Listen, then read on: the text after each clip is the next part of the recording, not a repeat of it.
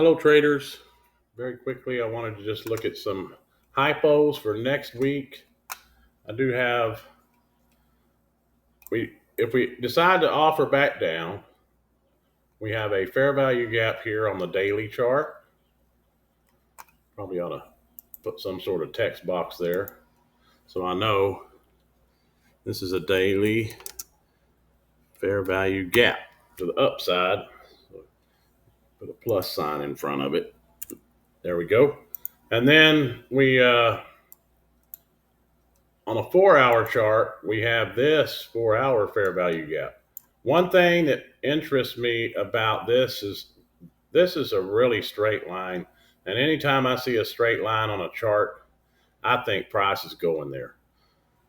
So I think it's possible we could offer down before reaching for these all-time highs. This is last week's high. We were really close, but we didn't get there.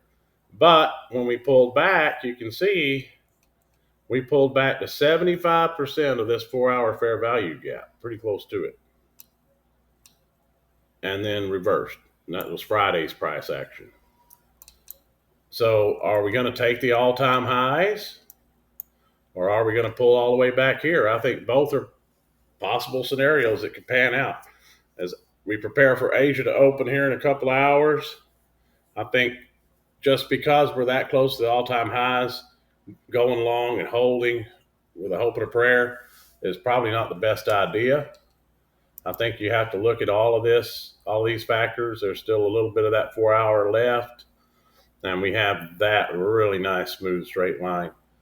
If I'm a billionaire, I want to buy right here. I don't want to buy up here. Maybe fill in this entire 4 hour fair value gap would be even better. So I think I'm going to get rid of the daily. I don't think we'll go all the way to the bottom of it. I'm just going to mark out this 4 hour fair value gap right here, because I think we could offer back down to there.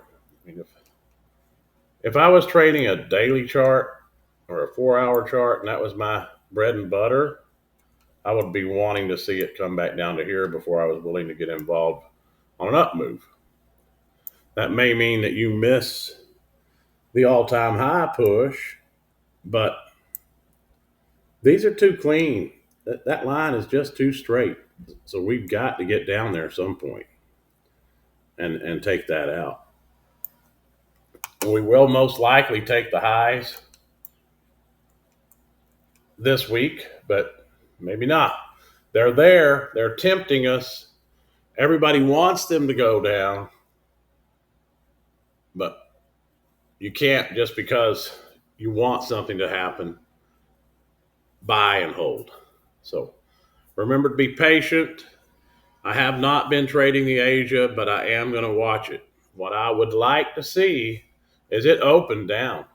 I would like to see it open lower. Give us an opportunity around this area to go long and aim for those all-time highs. I don't think, technically we could get down into this fair value gap on the 4 hour. It's a possibility. But if we look at last week, the entire week, and we need to remain bullish here. I was looking at some of the price action during rollover week and the week after. The week after was pretty much straight up, but it had a lot of just odd price movements. And I went back in March and I looked at it, and it was very similar price action. But that's when we got the tariff news and we fell out of bed also. Okay, so this is 25% of the week. If we were to pull back to there, that level is 510. If we were to pull back to 50% of the week, that level is 22,196. I think this is highly likely. The top of this fair value gap right here is also very likely. I should have just put that one on here and put 4 hour fair value gap. But I think dipping in somewhere in between these two pullback spots is highly likely before we take the highs, or we may open above them. Just don't know. We're kind of getting into that uncharted territory. once the rule on all-time highs is once the market starts making all-time highs, you have to assume it's going to continue until proven otherwise. So once it starts, don't try to short it, just buy the dip. Okay? So anytime you see it pull back, watch for a reversal pattern to the upside and buy that sucker. That's what I've always been told. When the market starts getting high, going higher, you start thinking, oh, it can't go any higher than this. Yes, it can. When it starts making all-time highs, your best bet is to assume it's going to continue until proven otherwise. Okay? So the 50% rule on that is really good. If we're going up and up every day, and maybe we've got a fair value gap to the upside or whatever, if we start piercing that 50% level, then we can start saying, okay, we've pulled back. We start having candle bodies closing below the 50% of the previous week. Then that's a pretty good idea that we are going to start offering lower for a while. But you don't want to assume that. When it's making all-time highs, assume it's going to continue higher until proven otherwise. Okay? So my basic hypo, pull back at least to this 25%, and then go higher. And that's only if we open lower. If we go up and we open up in Asia above the all-time high, I'm just going to expect a pullback. I'm going to get a reversal pattern at that pullback, and then I'm going to go long. I'm just going to assume that it's going to continue higher until proven otherwise. That's my hypo for the week.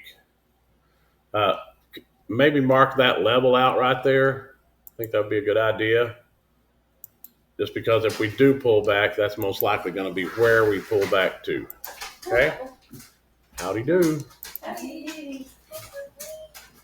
All right. Until next time, folks, trade well, be patient. You're reversal traders.